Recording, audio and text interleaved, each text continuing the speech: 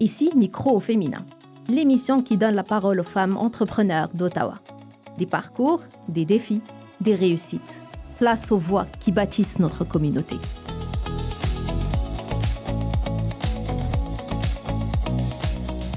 Bonjour à tous, bon samedi. Je vous retrouve aujourd'hui dans un nouvel épisode de Micro au féminin, ici Tasnim, notre émission qui met en lumière les femmes entrepreneurs francophones de notre belle ville d'Ottawa. Aujourd'hui, j'ai le plaisir d'accueillir une invitée très spéciale.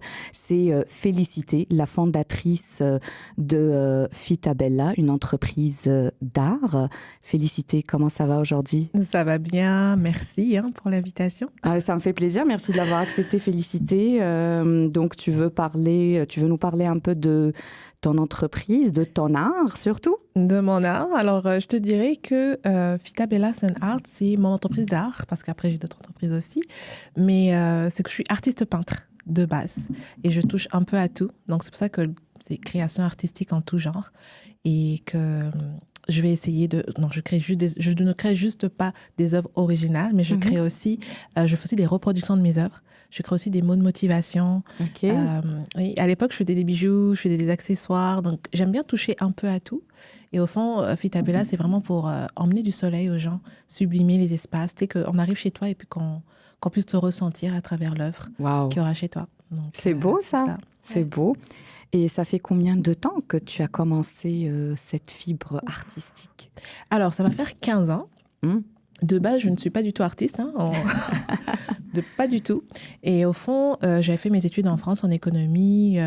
Je suis allée chercher ma maîtrise en économie, maîtrise en jeune projet de coopération. Et là, on décide avec mon mari de venir s'installer au Canada. Et donc, pendant ce temps-là, qu'est-ce qui se passe? Je suis seule avec ma petite fille et je suis enceinte. Et puis, je me dis, là, je m'ennuie. J'ai vraiment envie de faire quelque chose et j'ai envie de peindre. Et donc, c'est à partir de là que ça a commencé. Et qu'aujourd'hui, je peux avoir les œuvres, que je crée les œuvres que je crée aujourd'hui. Mais donc, quand tu dis ça a commencé un jour, donc 2011. Tu n'as pas fait d'études réellement? Non. En peinture, par exemple. C'était juste un don? Une passion qui a commencé, c'est ça? Moi, je dirais que c'est un cadeau du ciel. Parce qu'en s'entend, je suis immigrante. Donc, arrivée il y a 15 ans, 16 ans maintenant au Canada. Et donc, à ce moment-là, je vivais un peu comme la solitude. Tu sais pas trop qu'est-ce que tu vas faire. Tous ces diplômes, ils te servent à quoi? Les enfants, la famille, la réorganisation. Et donc, l'art, c'est venu à moi comme un cadeau, comme pour dire, voilà, je te donne un peu de répit. Et finalement, ça m'a plus que guéri. Ça m'a permis de sortir de chez moi, de rencontrer du monde et d'être avec toi aujourd'hui, par exemple. Wow, c'est ça. L'art, c'est quelque chose, en fait. Surtout la peinture. Donc, quel type de tableau tu peins, Félicité? Alors, j'aime bien définir. Après, peut-être que les gens qui sont dans le milieu de l'art vont peut-être me taper sur les mains. Mais en fait, moi, je dis que c'est de l'art afro-contemporain moderne. Okay. Donc, l'idée, c'est vraiment de faire de l'art abstrait, complètement qui sort un peu de l'ordinaire, mais en même temps rajouter une petite touche de qui je suis, de ce que j'aime. J'aime beaucoup faire de récupération, donc on va voir beaucoup de matériel dans mes matériaux dans mes tableaux. J'aime bien le pagne parce que ça me rappelle mon histoire, ça me rappelle les mamans quand j'étais jeune qui dansaient pendant les fêtes. Et c'est ça, mon art, c'est vraiment un mélange de tout ça, la vie, la joie, vraiment transmettre des émotions. C'est vraiment ce que je veux. Que quand tu regardes mon œuvre, tu as une émotion qui transperce. Ok, donc je vois que tu nous as ramené quelques tableaux, on peut les voir, tu peux les montrer à la caméra? Oui, bien sûr, donc celle-là, est-ce qu'on voit ça? Donc par exemple, ici j'ai mis du pagne. Donc, c'est du pagne. Alors, je t'explique. C'est joli. Ouais. Le pagne, parfois, c'est des robes que je porte. Je les trouve tellement belles. J'aime les couleurs. Mais après, je les déchire pour mettre sur mes pagnes parce que pour moi... Déchirer des robes. Oui, je sais. Alors, je veux bien savoir, je ne sais pas, les auditeurs, les auditrices qui nous écoutent, est-ce que vous avez jamais entendu parler de quelqu'un qui déchire ses vêtements pour en faire des tableaux artistiques? Non, mais c'est comme ça que j'ai commencé à mettre du pagne. Mais ça, c'est de la création. Bravo, Félicité. Ouais, t'es créative. Ok, tu peux nous montrer un autre tableau. Alors, si tu veux. Celui-là, l'autre, ça représente l'amour. Donc, comme on voit, tu vois, au Congo, je suis de la République démocratique du Congo. Au Congo, on a beaucoup de statuettes à deux, comme ça, des petites statuettes toutes fines. Et au fond, c'est parti de là, l'idée. Mais en fait, moi, je veux représenter l'amour, mais un peu de façon moderne. L'amour. Oui, toi, tu as deux personnes qui... Merci. Et puis, il y a différents types d'amour aussi. Donc, voilà, j'aimerais... C'est vrai que je suis un peu utopique. J'aimerais un monde parfait où tout le monde s'aime. Je veux bien aussi. Hein. Oui. Je ne sais pas si c'est possible, mais... Ok, félicité. Donc, toi, tu es artiste, certes, tu fais des beaux tableaux, mais aussi tu es coach en finance et tu enseignes la finance. Comment est-ce que ton parcours relie tous ces trois aspects? Alors, c'est ça, c'est qu'à un moment donné, j'ai compris qu'en tant qu'artiste, j'allais pas aller très loin financièrement, parce qu'en sortant, moi, je me suis lancée dans l'art, j'ai dit ça y est, je lance mon business, je pensais que tout le monde allait acheter demain toutes mes œuvres. Donc, à un moment donné, tu te rends compte que la réalité est différente et qu'il fallait vraiment aller chercher un travail qui allait correspondre aux objectifs financiers que j'avais. Et puis, j'avais mes diplômes. Donc, pourquoi pas les utiliser? Exactement. Et les parents n'ont pas soutenu pour rien nos études. Donc, je repars sur le marché du travail et je commence à travailler dans les banques. Okay. Et c'est là que j'ai beaucoup appris. Tu sais, le crédit au Canada, comment ça fonctionne, comment gérer aussi son argent. Parce qu'à un moment donné, tu arrives comme immigrant, tu ne sais pas trop comment ça fonctionne ici. Donc, c'est comme ça. Moi, je ne voulais plus jamais avoir de problème d'argent. Donc, c'est comme ça que je me suis dit, j'entre dans les banques, j'apprends tout. Et puis, voilà, j'ai été jusqu'à être représentante hypothécaire. Donc, j'ai fait différents postes et je suis arrivée jusqu'à représentante hypothécaire parce que les hypothèques, j'adore. Et finalement, pendant ce processus, je donnais aussi cours. À la Cité comme prof en finance. Donc, j'adorais ça. Et aujourd'hui, je ne peux plus arrêter, malheureusement. On va parler de ce parcours d'enseignante plus tard. Mais est-ce que ça a été difficile de reprendre les études au Canada après toutes tes années de carrière au pays? Alors, moi, j'ai jamais refait mes études au Canada. Tu as fait des équivalences? Oui, j'ai fait mes équivalences et comme c'était reconnu comme une maîtrise, ça m'a beaucoup aidée. Donc, j'ai pas eu besoin de faire tout ce pont-là comme tout le monde. Mais mon mari a repris les études, par exemple. Donc, ça, j'ai vu comment ça se passait. Mais moi, je ne voulais pas. C'est difficile. Avec des enfants, nos enfants étaient en bas âge, mais moi, je ne voulais pas. J'étais fatiguée. Ouais. Mais entre parenthèses, je ne sais pas si tu le sais, mais je ne sais pas si je te l'ai dit, mais j'ai repris les études l'année passée. Ah non, je ne savais pas. À Saint-Paul, parce que j'ai toujours voulu étudier en psychologie.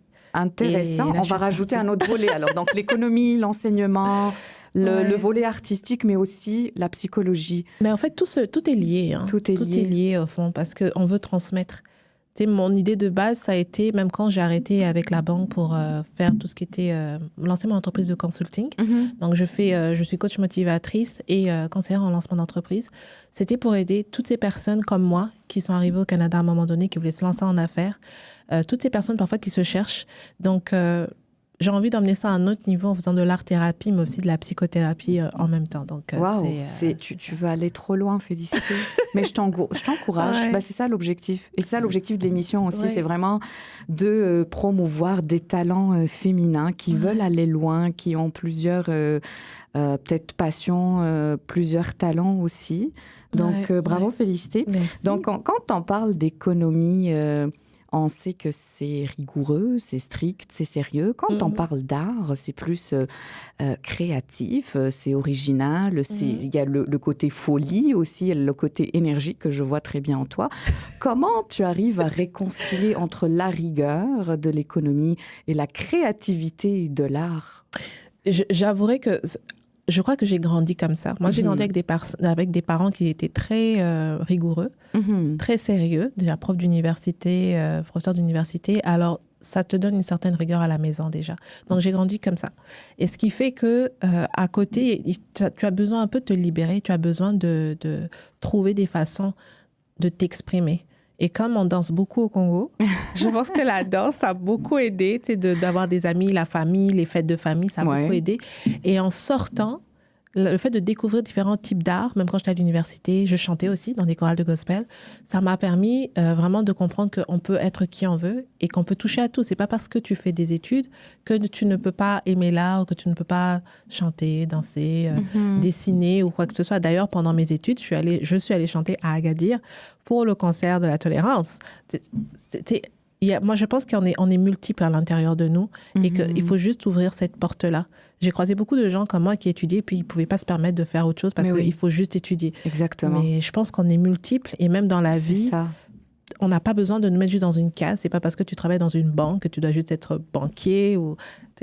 Oui, il y a effectivement quelques familles où on décide presque l'avenir de l'enfant. C'est ça. Toi, parce que ton papa est médecin, tu vas devenir médecin. Parce que ton papa est avocat, tu vas devenir avocat. Ouais. Donc, malgré que tes parents étaient un peu plus stricts, rigoureux, tu as pu quand même avancer dans ton côté artistique. Je devais être médecin. Pour info, pour mes auditeurs et auditrices, je connais la maman de Félicité. Je l'ai rencontrée dans un événement. Elle m'a pas l'air aussi triste, peut-être. Bon, parce que là, quand même, avec tes enfants et tout, les choses changent, mais on lui passe d'ailleurs un petit coucou. Félicité, on va parler un peu d'enseignement. Qu'est-ce qui te passionne à aller au collège, à enseigner, à transmettre tes connaissances? Alors, je vois que c'est nécessaire déjà d'être une personne, une femme, d'être immigrante, et de pouvoir enseigner à la cité collégiale. Je trouve que ça donne une sorte d'espoir pour les autres aussi, de croire en eux, de te dire « Ah, mais moi aussi, je peux faire ça. Oui, c'est possible. » Mais au-delà de ça, la transmission de connaissances, je trouve que c'est la meilleure chose que j'ai pu faire dans ma vie.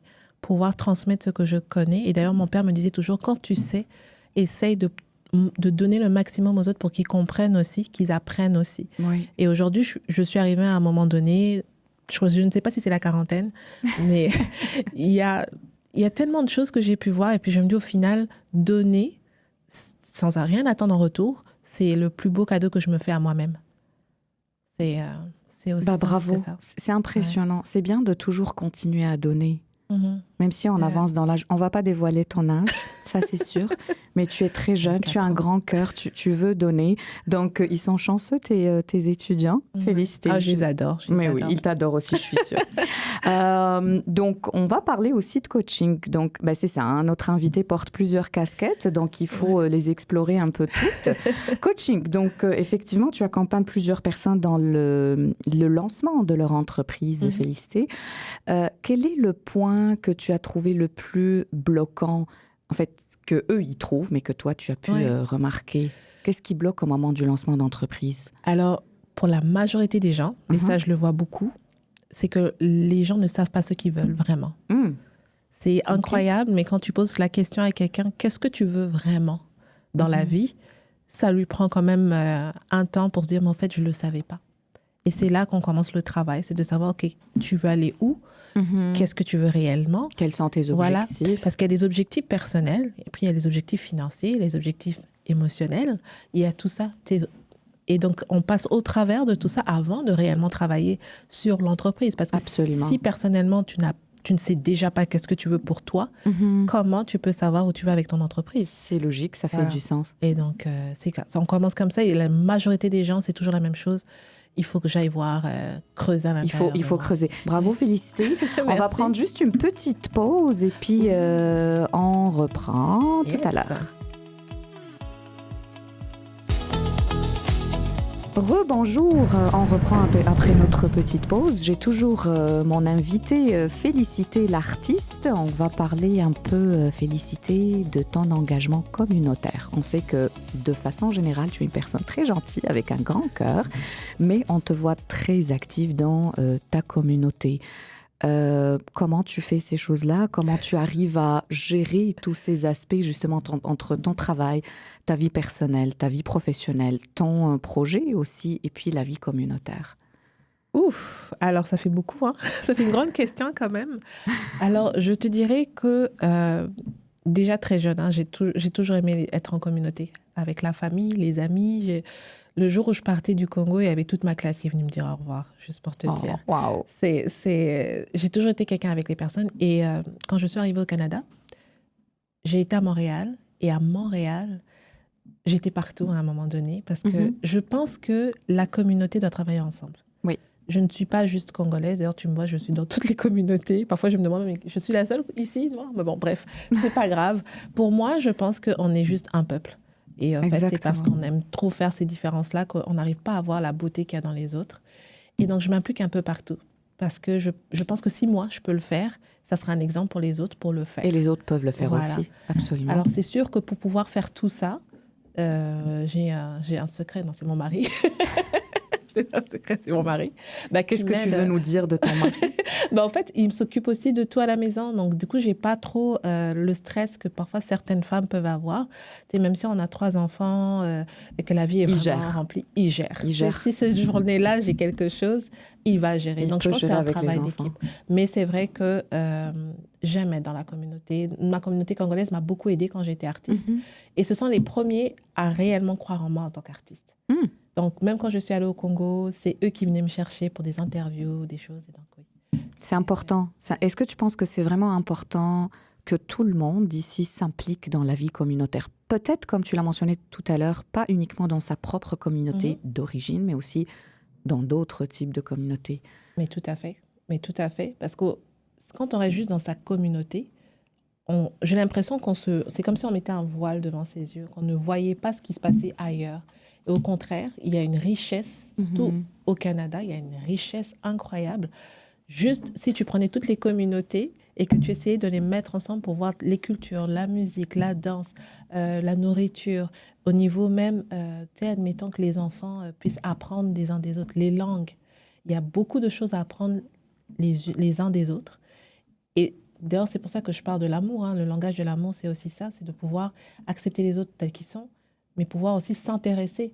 Parce qu'après, les gens me disent, mais moi, j'arrive pas à percer dans mon business. Mais si tu restes juste dans ta communauté, tu vas pas percer. L'idée, c'est que tu vas vers les autres, mais pas juste seulement pour qu'ils t'achètent, mais intéresse-toi aussi aux autres. Moi, je pense que c'est comme ça que j'ai pu être acceptée aussi dans d'autres communautés, parce que je m'attendais pas forcément à ce qu'ils viennent acheter mes tableaux. Il y a plein de gens que je connais qui n'ont jamais acheté. Mais au moins, l'objectif, c'était de te faire connaître auprès de différentes communautés. Me faire connaître, mais comme je t'ai dit, j'ai toujours été dans la communauté. J'ai travaillé dans le communautaire pendant plusieurs années quand j'étais à Montréal. C'était un de mes buts d'ailleurs dans la vie, de travailler dans tout ce qui était relations internationales. Mais pour moi, la vie, c'est les autres aussi, c'est les gens. C'est juste pas se limiter à une catégorie de personnes. C'est très important, surtout que le Canada, c'est un pays multiculturel. Il y a plusieurs cultures, plusieurs traditions, plusieurs nationalités. Donc, il ne faut pas justement s'enfermer ou faire des barrières, justement. Donc, que ce soit au niveau professionnel, personnel, artistique, il faut toujours essayer de connaître les autres, effectivement d'aller voir des communautés, de faire aussi du bénévolat au sein de ces communautés-là. Aussi, j'en ai fait énormément aussi à Montréal. C'est comme ça, en fait, je pense que je m'intéresse un peu à tout le monde. Mais tu vois, pour moi, le monde ne s'arrête pas juste au Canada, par exemple.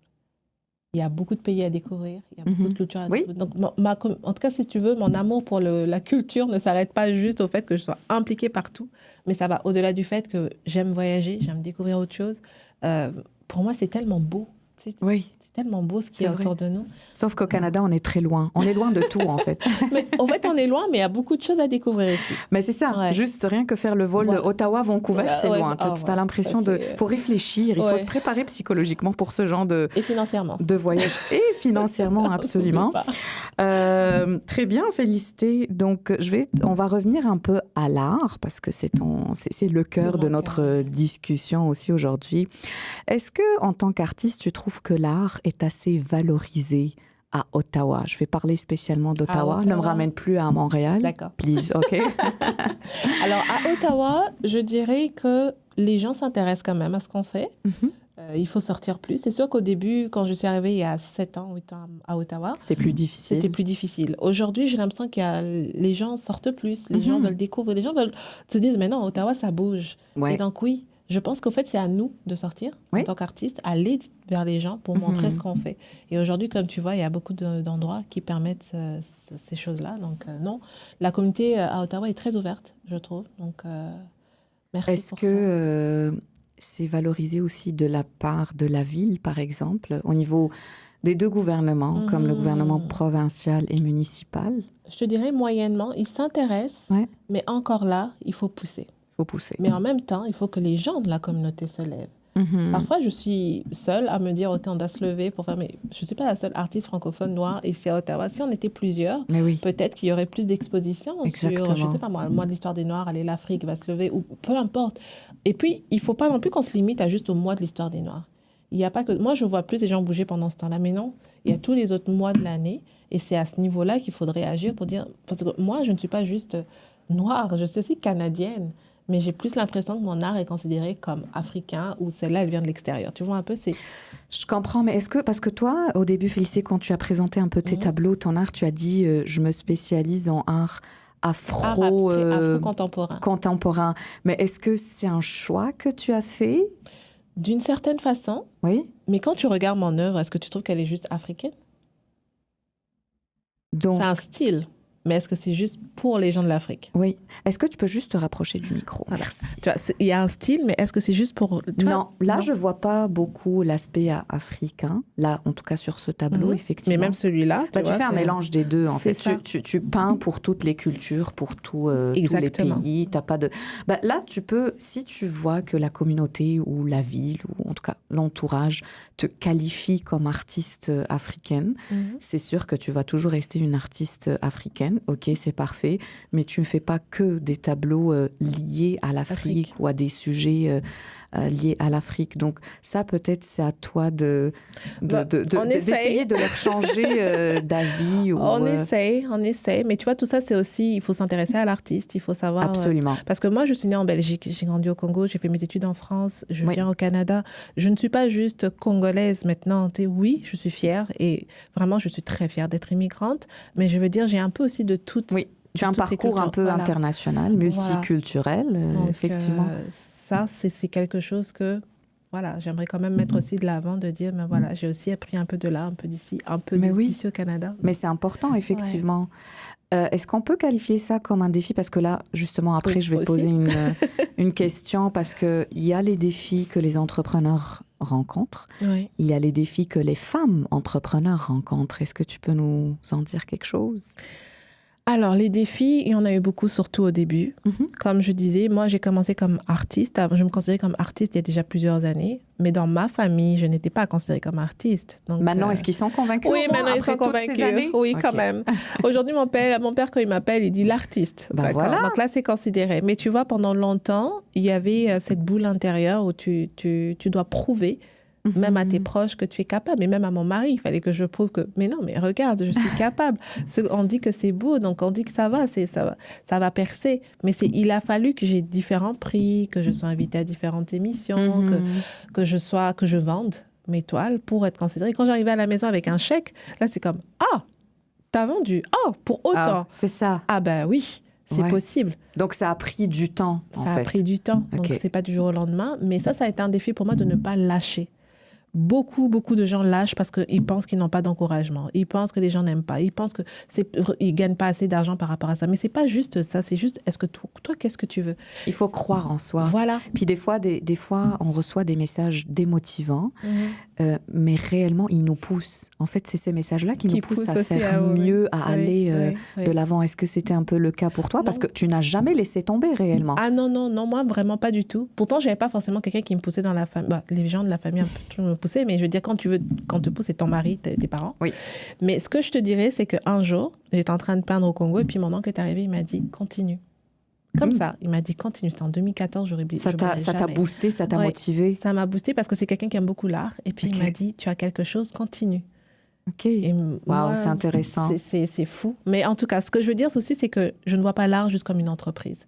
L'art, c'est vraiment pour moi une passion. Et c'est pour ça que, comme je disais, j'ai pris mes cours de psycho pour l'emmener à un autre niveau. Parce que je pense que l'art peut guérir beaucoup de gens. Donc, absolument. Je le crois aussi. Hein. Ouais. Tu le sais, je suis artiste, pianiste, musicienne, donc je crois beaucoup en l'art. Et on est sur la même longueur d'onde. Donc aujourd'hui, Félicité, tu es mon invitée. Et puis, je sais que tu fais d'autres interviews, mais je veux une exclusivité pour moi, pour les auditeurs et les auditrices de... micro féminin pour les spectateurs de TV Rogers. Est-ce que tu peux nous partager un secret que tu n'as jamais partagé avant? Alors, il y a un secret que j'espère que c'est assez secret pour toi, mais c'est la peur du succès. La peur du succès, tu peux développer? Alors, qu'est-ce qui se passe, c'est qu'à chaque fois que je commence à avoir... Et ça, c'est depuis des années. Hein, à chaque fois que je commence à avoir du succès, ça veut dire que les gens m'appellent, qu'on me demande des toiles, je me cache. Je disparais. C'est comme si je ne veux pas qu'on me cherche, je ne veux pas qu'on me fasse des commandes. J'ai comme un stress de ne pas pouvoir répondre à la demande. Okay. Je me dis que je vais être trop busy avec les enfants. J'ai toujours eu ce stress-là. Et c'est quelque chose que je travaille encore. Hein. Mais la peur du succès, c'est depuis très jeune. Même quand j'étais plus jeune, je ne voulais pas qu'on me trouve jolie. Je ne voulais pas être trop bien habillée. Je ne voulais pas qu'on me regarde. Ah bon, carrément? Oui, okay. oui. Et j'ai beaucoup travaillé ça parce qu'aujourd'hui, on me voit faire des selfies, des vidéos, des stories. Ouais, je sais. Mais ça reste encore. Il y a des moments où, quand je commence à avoir beaucoup de demandes, je dis non. Non à tout le monde. Je veux dire non, c'est bon. Parce que tu as peur de ne pas être à la hauteur, c'est ça? Ne pas pouvoir répondre à toutes les demandes à toutes les requêtes et tout. Ouais. Mais ça, est-ce que ça se contredit pas un peu avec ce que tu fais en tant que coach? Parce que j'imagine que quand tu coaches tes clients, tu leur apprends aussi à comment briser cette peur. C'est pour ça que j'ai dû travailler. Donc, tu travailles sur toi-même. Est-ce que tu es accompagnée par un coach? Alors, j'ai eu beaucoup de coachs qui m'ont accompagnée pour ça. Et c'est sûr que j'ai aussi des psys, des choses comme ça. Mais ce que je veux dire, c'est que j'ai dû faire un travail personnel pour pouvoir combattre ça. Donc, c'est quelque chose que je combats petit à petit. Peut-être qu'aujourd'hui, je suis à 80%. Hein. Mais à l'époque, j'étais vraiment, on va dire, à 10-20% parce que je me sentais vraiment pas à ma place. Et puis, je me disais, c'est trop. Et aujourd'hui, j'accepte. En fait, c'est ça, le jour où j'ai accepté qui j'étais et j'ai accepté ce succès-là, c'est là que c'est devenu plus facile. J'ai plus peur d'être qui je suis et comment les gens me voient. Donc, Félicité, avant de finir, je vais te demander, si possible, de partager un conseil aux femmes qui souhaitent se lancer en entrepreneuriat. Alors moi, je dirais, n'ayez pas peur de commencer où vous êtes. C'est pas parce que vous n'avez pas suffisamment d'argent ou quoi que ce soit, c'est de commencer. Commencer quelque part. Parfois, on attend d'avoir des millions pour... Finalement, ça n'arrive jamais. Ça n'arrive jamais. Il faut commencer avec ce qu'on a. Il faut juste commencer à s'organiser, à écrire, structurer, et puis le reste viendra. Je suis d'accord avec toi. Donc, Félicité, si les gens veulent découvrir ton travail, s'ils veulent peut-être commander tes jolis tableaux, où est-ce qu'ils peuvent le faire? Alors, sur mon site, il y a mes informations. Donc, ils peuvent m'envoyer un email.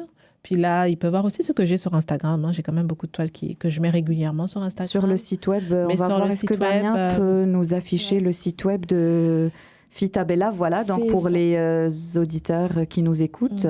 Donc, ils peuvent voir les différents styles que j'ai et ensuite me contacter et me dire, voilà, par exemple, j'aime bien ce style-là. Donc, ils ont le choix entre les originaux et les reproductions. Ah, bah c'est parfait. C'est en édition limitée, par exemple, donc j'en Ils peuvent aussi te suivre sur les réseaux sociaux. Donc, sur les réseaux sociaux. Fita Bella sur Facebook, LinkedIn et Instagram. Partout. Merci beaucoup, Félicité, aujourd'hui. Et il y a une expo qui arrive le 1er mars à la Galerie Sceaux. Très bien, merci beaucoup Félicité d'avoir accepté l'invitation aujourd'hui. C'était une très belle conversation, très naturelle. Donc mesdames et messieurs, si vous souhaitez suivre Félicité, vous pouvez le faire sur les réseaux sociaux, donc Fita Bella l'artiste, sur Facebook, Instagram et LinkedIn. Pour mon compte, je vous souhaite une excellente journée, un excellent week-end et je vous vois samedi prochain.